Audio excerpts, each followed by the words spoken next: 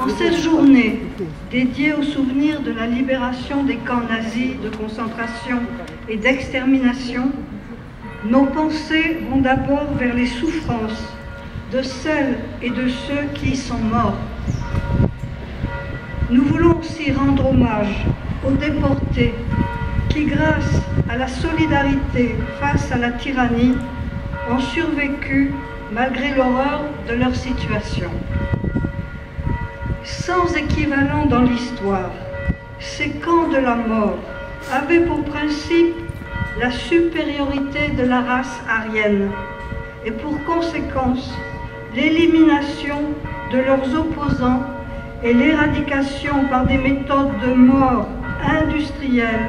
de plusieurs millions de femmes, d'hommes et d'enfants. En 1946, le procès de Nuremberg, fondé en partie sur le témoignage des déportés, a permis d'élaborer la notion juridique de crime contre l'humanité, suivie en 1948 de la Déclaration universelle des droits de l'homme adoptée par les Nations unies. Les déportés pouvaient donc penser que les tragédies qu'ils avaient vécues ne se reproduiraient pas. En ces temps d'inquiétude et de menace pour l'avenir de l'humanité, il convient de dénoncer toutes les doctrines de haine, de racisme,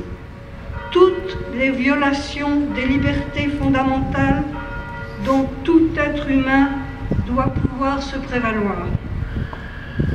Notre hommage d'aujourd'hui n'aurait pas de sens si nous ne prenions pas l'engagement de poursuivre la lutte pour la liberté et la solidarité entre les peuples, conquête fragile qu'il faut défendre sans faiblesse. C'est l'éducation aux valeurs civilisatrices